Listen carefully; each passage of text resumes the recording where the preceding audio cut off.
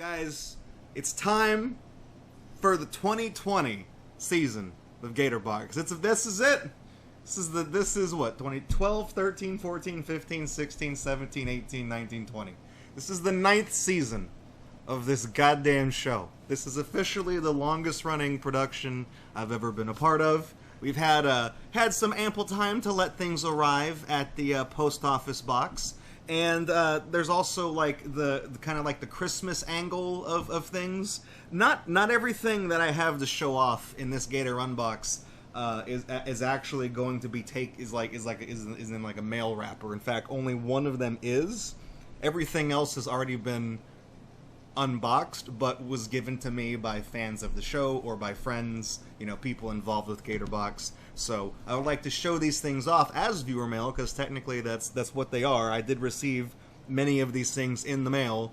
They've just already been opened because they were Christmas presents. So, you know, it would have been awkward to wait until the middle of the end of fucking January to do that.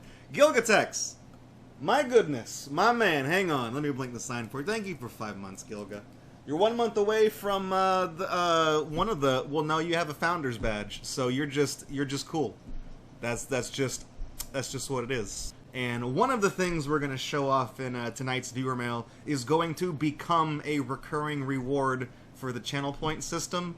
That prize is not active this week because it would not make any sense for it to be active because there would be no context. So the first show of the year is going to give context to the prize, and then next week, when y'all come back next week, the prize will be open. I'll tell you more about that. But before we get started, I want to show you guys this cute little Yoshi I got. Look at him. Look at this cute little guy. Look, I'd probably show him off on that camera up there because he's a big boy. When I was this is from Just LSD. He helped me acquire this adorable little Yoshi. We went down to, you know, it's weird showing them off like sideways. You stand them up and. So I paid Just LSD a visit over the break, and we went down to a Dave & Buster's and played some of the arcade games. You know, I'm more of an old school arcade person, so a lot of the games that I know are. They take quarters. They don't do this credit card bullshit that they do these days. All the games that I'm good at, both ticket and non-ticket, those are the ones that, you know, you put your Chuck E. Cheese token in. They accepted coins. That's how old they are. But there's still a few of those games in practice at Dave & Buster's, and I was more than happy to help Just LSD and his partner figure out the strats on how to win on certain games. Like, for example, y'all guys know about Cyclone, where the light goes around in a circle and then there's that little gate and you have to stop the light like right in the middle of those two things. Yeah, that's fucking rigged. That light will not stop in the jackpot thing until it's been played a certain amount of times. So I was able to caution them on playing that. I said, don't play that until you've seen a lot of people dump money into it, because chances are it is literally impossible. That might be illegal. I feel like that should be illegal because that's some bullshit. But one of the games that they had there that I thought was cool was a game where I'll put the Yoshi back in. There he is. One of the games, and this is the one where we got most of the tickets to get this guy, was a game where it was a big spiral, on the board, and there's a pinball plunger on a string that you pull back, and it hits a ping pong ball, and the ping pong ball spirals around and around and around and around. And if it gets all the way if you pull it all the way back and let go, it will hit the center of the spiral, and that will you lose. You only get like 10 tickets as like a consolation prize. But in each of the outer, you know, concentric rings of the spiral, there are other holes. So if you pull it back just right, you can hit, you know, 40 or 60 or even hit the jackpot, which was like 500 tickets. And they were trying to figure out how this worked. And I really don't have anything to demonstrate with. I guess I can live dangerously, and I can use the not so safe safety blade as the plunger. But basically, whenever you would pull the plunger back, there's a spring up here that compresses, obviously, and then when you let go, it you know, it hits the ping pong ball. If you pull it all the way back, the spring is fully and most importantly, uniformly compressed. So it delivers its punch in the most efficient manner possible, ensuring that the ping pong ball goes all the way through the spiral and that you don't win. But the moment, even if you let it go 1 millimeter less than all the way back, the spring will deform and it doesn't compress fully and it doesn't compress uniformly. So it delivers its kinetic energy in a very inefficient manner.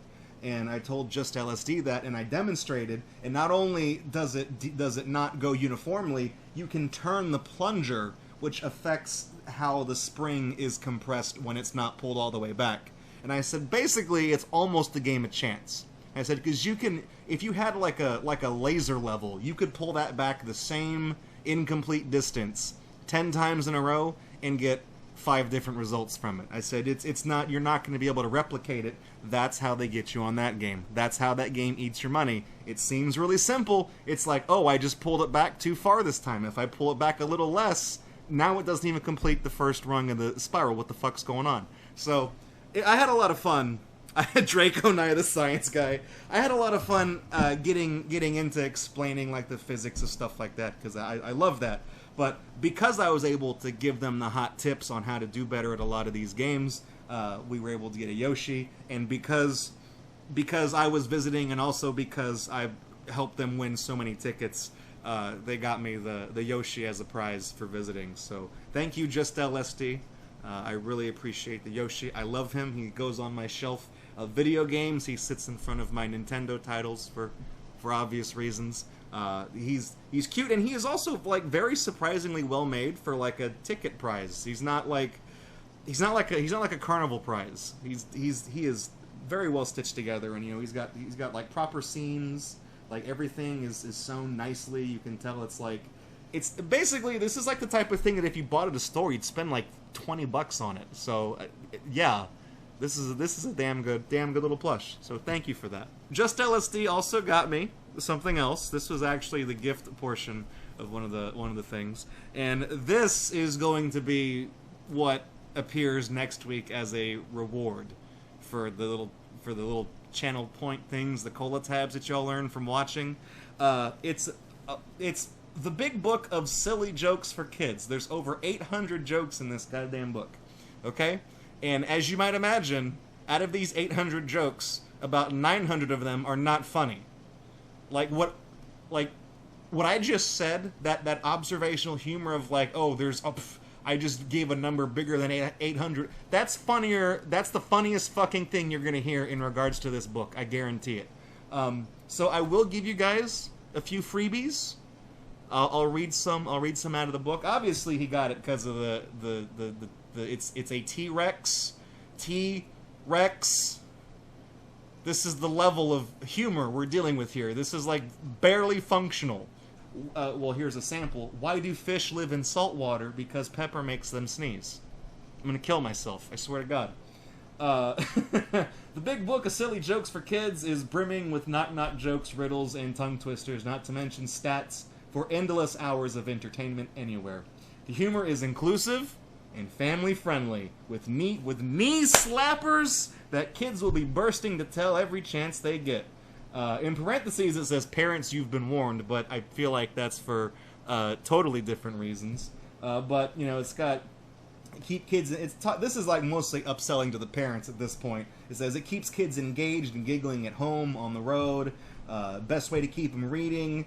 For budding comedians, you can learn about sets, punchlines, and how to write jokes of your own. The last few pages of the book actually are blank, so you can, if you think of something funny, you can write your own jokes. So what I'm going to do is to ensure that I never read the same joke twice, because when this becomes a reward, I'm going to go and I'm going to open it to a page and I'm going to read that joke, and that's what you're going to get. I'll read a few of them, but I'm actually gonna mark with my pencil so I don't read the same joke twice to you guys, so that everyone, there's 800 jokes, there's 800 possible redemptions here for this stupid prize. So I would like to read a couple of them to you. I'm gonna turn to a random page, And this is a knock-knock joke, and the first one I looked at, that's the way I'm going to do it. I'm going to open this book, and it's going to be the first thing I look at, the first thing I make eye contact with. And this joke is knock-knock. Now I'm going to assume you said who's there, because I can't hear any of you guys, but feel free to type it in chat. With the stream delay, I'm sure we won't match up. Knock-knock. Who's there? Freddy. Freddy who? It's not Sam. It's not your boy Sam, Freddy. Sorry, your princess is in another castle. I'm selling hot dogs. Can't make it. Freddy who? Freddy or not, here I come. That's the end. That's the end of that one. All right, let's open up to another one. I'm gonna go further back in the book. Holy shit! This is Well, they put stories in the back of the book. I'll read the. Is this? Okay, there's a short one here. There's a short one here. A young boy has a dream of being in a circus. He approaches the manager of the circus and tells him, "I can do the best bird impression you've ever seen." The manager says, "That's nothing special. A lot of people can do bird impressions." The boy turns to him and says, "Okay." Then he flaps his arms and flies away. That's not even funny. Like, that's not even written to be humorous. Maybe it's amusing, it's cute. This is like Facebook humor. This is like the type of shit that grandma posts on Facebook and it's like 7 layers of JPEG. Let's do 2 more to the front. You guys are booing me. Fandramon, you're glad Sam Freddy made it to the 2020 season. Sam Freddy, he's getting by hawking those hot dogs, man. You know, he's out there doing his hustle. Whether it's Uber, whether it's Shipped, whether it's Favor, he's got them hot dogs on. He's got them locked and loaded, okay? Next joke. How can you tell if a plant is a math plant? Because of its square roots. Math plant. How can you tell if a plant is a math plant? How can you tell if somebody's wig is a math wig? Well, because it's got square roots. It's the same shit. All right, let's do one more. Because I'm getting depressed. Boo! Get off the stage, Sheba. Also, howdy, gay for aliens. All right, last one. Actually, that's just the intro page for Knock Knock. So let's do. Here it is. What do you call a greedy elf? Elfish. It's just selfish without the S. So really, he's very generous because he clearly gave that S away to somebody who needed it. So that joke doesn't work. So starting next week, if you come back to GatorBox every Friday night, up for redemption for 1,000 cola tabs. When we find an appropriate time, I will whip out this book, I will open it, I will read you guys a joke that will make you contemplate suicide, and then we'll go back to whatever it is we're doing. So just LSD, this is your fault, but thank you for the joke book. We had quite a bit of fun reading this, like passing this around and just opening to a random page and reading it to each other and just trying not to laugh at how crappy it was. And he told me that's the entire reason he got the book, and the dinosaur was just icing on the cake. Now, these next two things came from Wavecube. One of them actually has kind of a funny story behind it. One of them is already open. The other one is still in its packing from the mail. So the first thing I would like to show you guys that he sent me is the R-Wing and, of course, the accompanying Fox McCloud figurine from Starlink for the Nintendo Switch. And actually, the base that it's sitting on, this is the thing you're supposed to put your Joy-Cons into, but it does function as a base, and it looks nice. It's a weird looking base, but it snaps on, it stands on its own. It's not like front heavy where it wants to fall over. It's a nice display thing for a nice ship. And the reason, I don't even care about Starlink, okay? The reason I wanted this is because y'all know I'm a big Star Fox fan, and this game really doesn't have a whole lot of merchandise. So this weird amiibo bullshit that they did for this game You get an R-Wing, you get a little miniature fox. I guess I could, put it this way so you can still see the fox. This was cool, but I didn't want to spend $60 on a copy of a game I'm probably not going to play. But, Best Buy, realizing that nobody was buying this stupid game that nobody wants to play, even if it comes with a neat little R-Wing thing here, they clearanced this game out. The complete set, the big box bundle with this and the game and a couple extra little... You can put guns on the R-Wing wings right here, but that's a fucking cardinal sin. If you do that and you believe in the religion of Gatorbox, you're going to hell in my book, okay? Just the R-Wing is not meant to be fucked with. These parts do open up, though. Like, you can go into all range mode, It's cool! But they sold the entire Starlink set for Switch for $8. They marked it down $52 to get rid of that shit. And not only did they sell it for $8, if you bought a Switch during the holiday season rush, they just gave you a Starlink set for free. Like, they're just like, here, take this. We don't need it. So what ended up happening is I bought a Starlink set, and then Wavecube also sent me a Starlink set. So I had 2 of them. And I'm like, I'll just return the one that I got. And I didn't go back to Best Buy because it was too long of a drive. I figured I'll take it to Walmart, I'll return it, and I'll get a gift card for $8 or $10 or however, because I'm sure Walmart clearanced it out too. Turns out they did not. So I got a gift card for $54 fucking on something that I spent $8 on. And that is the reason why we are able to stream Super Smash Bros. Ultimate. Because I went and bought that with my $50 gift card.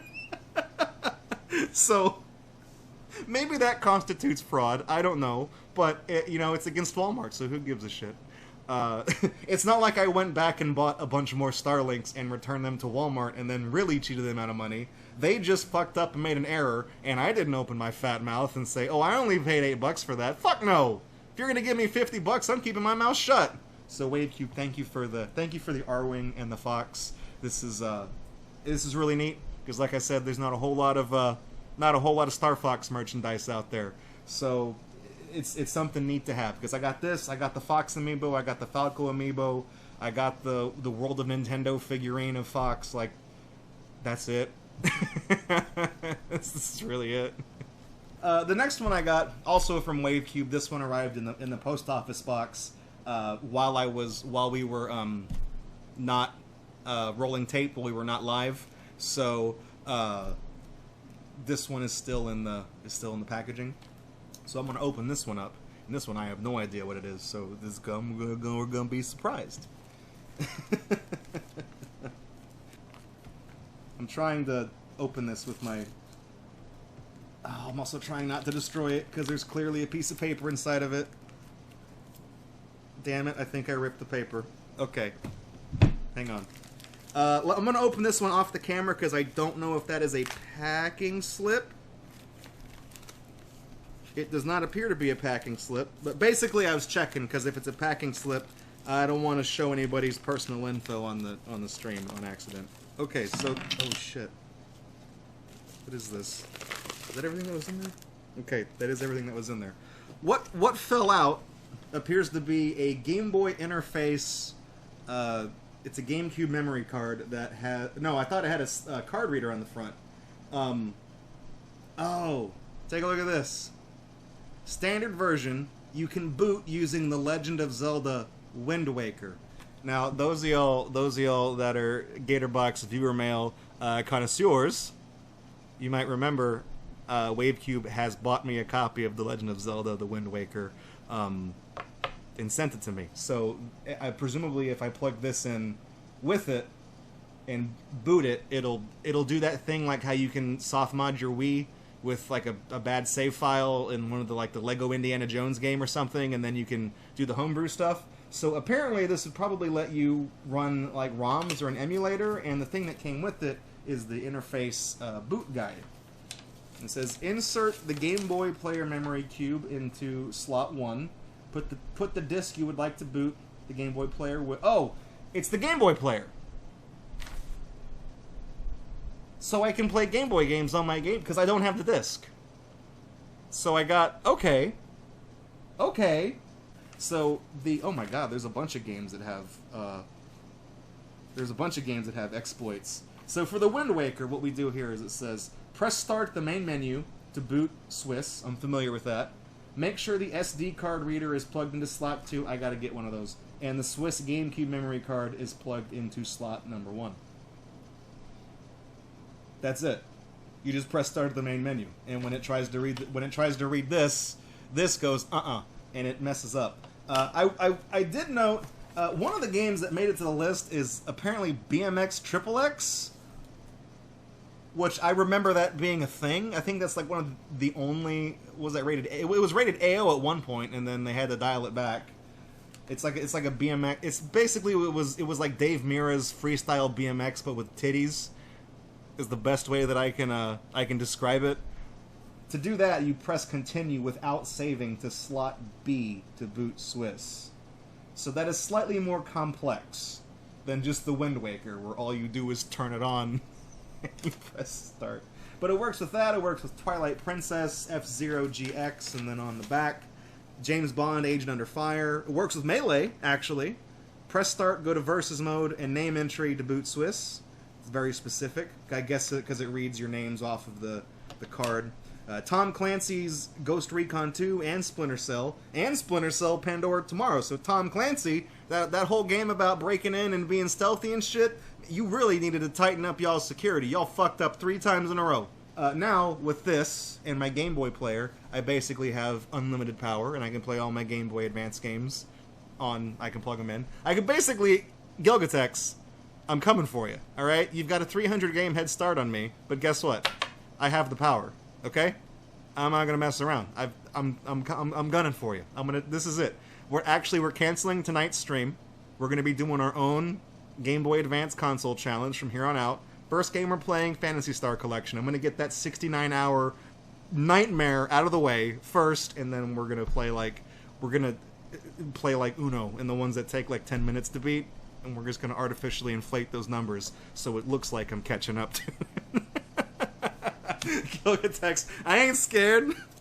You will be. You will be. Alright, and then one other thing I got. This is the second to last thing I'll show off. Fandramon sent me a very nice Christmas card. And also in that Christmas card she sent some other things along with it. One of which, I got 3 different things, but one of which are old school counterfeit Digimon cards that are actually stickers, which this was a whole, like, genre of bootleg thing, because they did this with Pokemon cards, too. They printed Pokemon cards that were completely holographic with, like, really, really annoying patterns. Like, super shiny. And they were stickers, so you could peel them off and put them on your binder, or stick them on the back of your giant Game Boy if you had a first-generation Game Boy that you played Pokemon on. But the guys we got, we ain't gonna focus on this. This is a NAF. Oh, there we go. We got Dolphmon, which is supposed to be a dolphin, but that's a very frightening-looking dolphin. He's got some teeth. He's got some chompers. We've got Triceramon. See if you can guess what Triceramon's based off of. I'll give you a hint, it's not ice cream cones. And then, of course, everybody's favorite, Greymon. Not Focusmon. Here we go. Putting my hand behind is not going to help. But, there we go. Greymon. There we go. Who, apparently, champion level, he digivolves from, Agumon, I think. Again, I wasn't really big into Digimon, but I gotta say, I mean, the art's nice. And I will have to find some place to put these stickers. Unfortunately, the back of my laptop is completely covered up with other stickers, some of which you guys sent in to me, but I don't have any room. And I don't have any room on the front, because I don't have any room, so I gotta put them on something. I'll put them on the sides of my Gamecube. I'll make it look cool. And also in the envelope is something called Dino World, the battle card game, and it's a Japanese, obviously, 200 yen a pack, I think, Dino World battle card game, and there's a very angry-looking Tyrannosaurus Rex on the front, and I don't know why I flipped it over onto the back thinking there was going to be something that I could read there, but there's a lot of numbers. There's a telephone number, which is, I mean, I'll show it to you. I don't care. You can call it, and you're going to get charged long distance, so that's on you. But apparently the website is cof.co.jp/dino. It doesn't even have its own domain. It's just it's a subdirectory on the main site. So I figure we could open up the Dino cards. I want to see if I can open this without destroying it, though. I don't know if I'll be able to. Maybe if I tear the top of it. If I get the top, we'll. There we go. Whoop.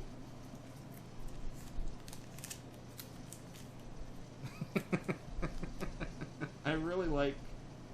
That is just it's like a generic lens flare. That's cute. That's endearing. So the first one we got is I'm gonna hold that one up, and if anybody's got the Google Translate app on your phone, you can tell me what the stage 10A is. It's the best I got. Also, let me point out something down here. This card number is number 8010. Holy shit! That's got some pretty serious implications, especially because I noticed that the next card is 446, which means there might actually be 8,000 cards in the set. It's a Japanese collectible card game. I wouldn't hold it past them. Look at Yu-Gi-Oh. So we got, okay, check it out. We got English here. We got Albertosaurus, probably named because it was found in Alberta, Canada, I believe, is where the first skeleton was found. That's the kind of dinosaurs sometimes get named after like the way elements are named, or maybe the guy that found it was named Albert. It's one of those two. So you roll. Apparently, the way this game works is, I guess you have to roll some dice, and the higher the number, it does. It's basically like essentially the Pokemon spin coin, the coins that you would spin around. And there's a little divot on the bottom. You spin them, and whatever they match up to, that's like your attack. That was basically a glorified version of this. Is the impression that I'm getting. We got Albertosaurus. We got Anatosaurus. I can't tell you the history of the Anatosaurus. Just that it's got like a weird, like a duck bill. Maybe this is a distant relative of Ducky from Land Before Time. We got Hypsilosaurus. Can we get some hype in chat for Hypsilosaurus? I noticed there's also all these different icons down here. I guess there's like one that's like a pack, and there's like a cracked egg, long neck. There's a Triceratops for some reason, and then there's water, and it says -1. So, do you move on a board? Does water slow it down by one tile? Is it like Advance Wars? We got Triceratops. This is a little bit more my speed. Not only do we got Triceratops, but we got Triceramon. Let's do a little game of who wore it better. I'm going to have to go with the one that would blind you if you looked at it from the wrong angle. I'm definitely going to go with that. And then finally, we got Kunmigosaurus. Awful lot of he kind of looks like this is okay. It's not the same art, but I mean, the dude that drew this, like the front legs are different and he's a different color. I feel like I'm taking crazy pills here. Unfortunately, that's the last card in the set. Unfortunately, we didn't get any Velociraptors, didn't get any Utah Raptors, didn't get. We didn't really get any carnivores, did we? But what are these card numbers? 400, 400, 300, and 300, and then Triceratops is 50. So again, there could very well be 8,000 cards in the set. Also, chat has informed me that Yu-Gi-Oh has passed 10,000 cards. So that was an apt comparison. Just to take a look at Yu-Gi-Oh. We didn't get any holofoils. That's right. Fandramon says no shiny. I guess I know she's probably bought a few of these herself from the import sites that she shops at. So she's probably got a couple. She's got a couple rares. She's probably got a better lineup of the, like, if we were both able to read Japanese, I feel like her lineup would be better than mine.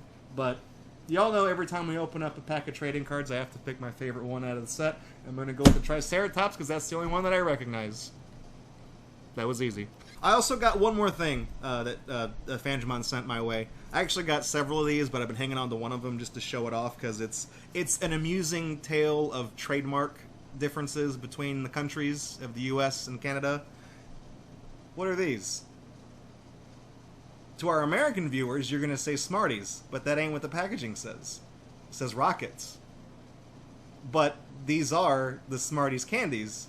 It just says Rockets. And the reason it says that is because Smarties already exist in Canada. They're just shittier M&Ms. So you can't name... The company that makes these couldn't name them that in Canada because the name was already taken. So rather than put, like, you know, XX Smarties XX like it was an Xbox gamer tag, they just named them Rockets for some reason. I don't know why, but I have one of these, and I would like to find out if they taste just as bland and crappy as the Smarties that you can get here stateside. And I'm trying not to make a mess because I know that these crumble very easily and they will get powder everywhere, so I got a couple of red ones here. Yeah. That's identical. These really, like... Alright. When you're like me, you're kind of growing up, you ain't got a lot of money, you grew up in the neighborhood where nobody's really got a lot of money, you go trick-or-treating, you get the poverty candy, right? You get an acquired taste for Smarties. It's basically, being able to eat Smarties and enjoy them is like, I don't know. I don't know. It's like you are encultured in a certain way that some other people are not. It's the best way that I can describe that. Gay for aliens, it's the Mandela effect. I thought they were always called Smarties. And that would have been a better lead-in, is if I would have shown these to you and said, look, I have a pack of Rockets, and you guys would have been like, no! What? One of these days, someone's going to find Berenstain. They're going to find that on something, or Berenstain. I don't know which one's the correct one, because the Mandela effect, all the people talking about it have basically ensured that I won't know which one's correct. And there's so many photoshops of people trying to make false evidence. No one's gonna know. So I got one more thing to show off for the viewer mail segment, and then we will, I guess we can maybe open up one of the big prizes. This has kind of gone on a little long, but I got two things to show you. And these are two things that I picked up in my travels when I visited Just LSD. So these aren't a gift from anybody. These aren't viewer mail. But it is something I would like to show off because those of y'all that have stuck around GatorBox for a while, these are going to have some meaning to you. Okay? Many, many years ago, we played a very special game on this stream that I was willing to give up on multiple times, but y'all demanded that we kept playing it over and over again. And over the course of 4 features, spanning 3 seasons, 3 years of the stream, we finally beat it. That game was Kilik, the DNA Imperative for the PS1. And I hold in my hand Epidemic, aka Kilik, the DNA Imperative 2. And behind that, I've got a game called Brahma Force, The Assault on Belt Logger 9. And that's a fucking mouthful. That is a word salad, okay? That is a word salad with croutons and extra dressing. And you might be thinking, well, if you're holding that, that's got to have some relevance to this. This is Kilik, the DNA Imperative 3. And that's mercifully the last one in the series. So later this year, we're gonna start Epidemic, aka Kilik 2, and depending on how things go, we'll get into Brahma Force. Hopefully, it won't be 2024 by the time we get to this, because it's gonna take me another 3 or 4 years to do this, because I'm gonna keep giving up on it. But it's the same robot on the back. Fight for a cure, fight for your life. A lethal virus has sentenced the human race to life and death. in this cursed hole beneath the planet's surface. So I don't know if this is, I don't know if this takes place. I mean, looking at the screenshots, it basically does look like the same game.